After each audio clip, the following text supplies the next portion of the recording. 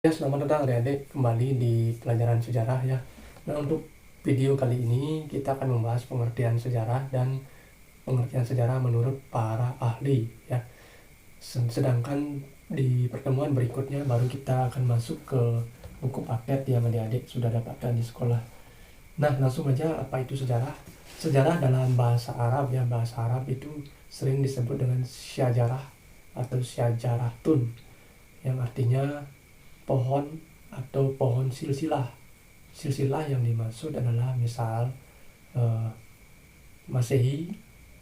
Nah, waktu itu sering disebut dengan Masehi, kemudian tarikh, kemudian mitos, dan legenda. Nah, itu silsilah itu yang dimaksud dengan syajarah menurut bahasa Arab.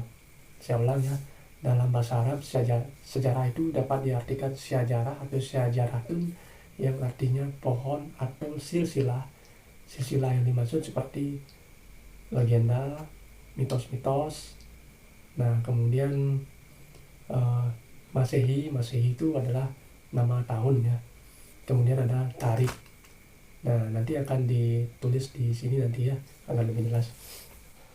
Nah, kemudian kata syajarah ini akhirnya diserap oleh negara-negara di Eropa.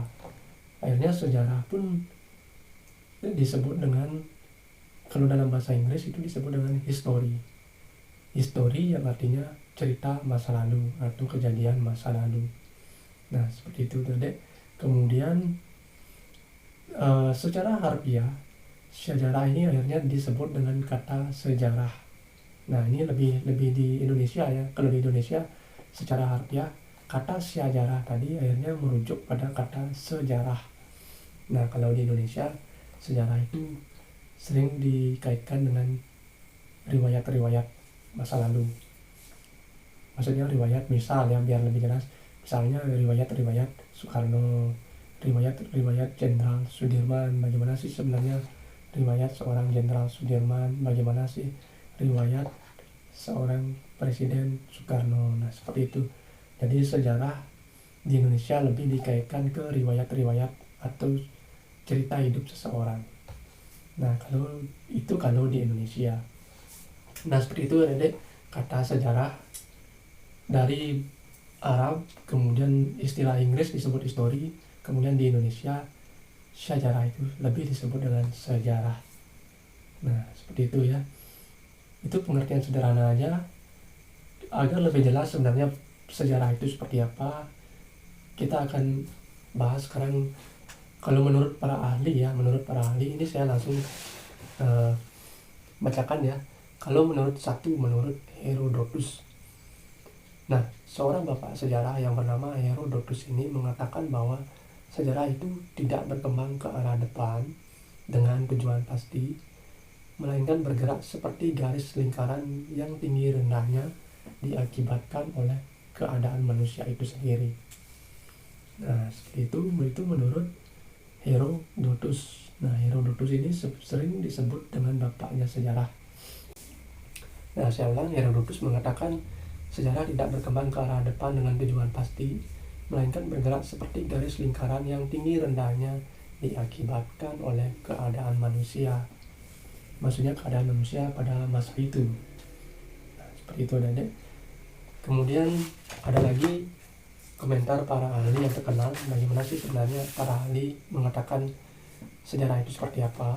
Tokoh yang bernama Muhyamin, beliau mengartikan sejarah itu dengan berbeda. Nah, Muhyamin mengatakan sejarah itu sebagai ilmu pengetahuan yang disusun atas hasil penyelidikan beberapa peristiwa yang dapat dibuktikan dengan bahan kenyataan.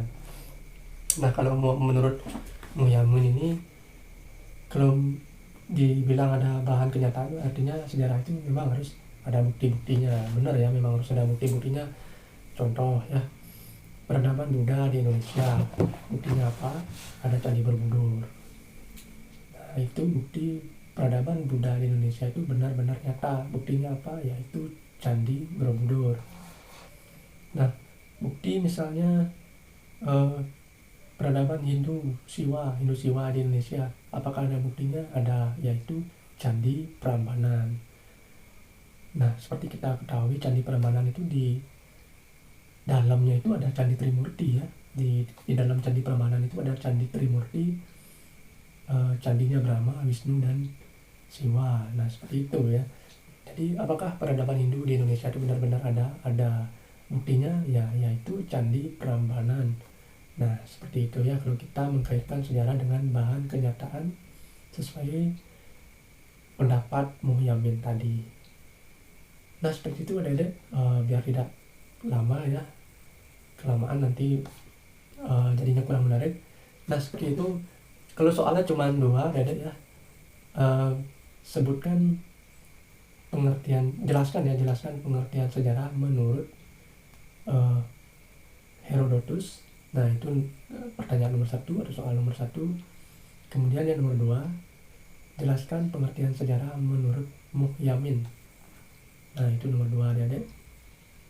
Nah, saya juga akan tulis di sini ya biar lebih jelas, soalnya cuma 2.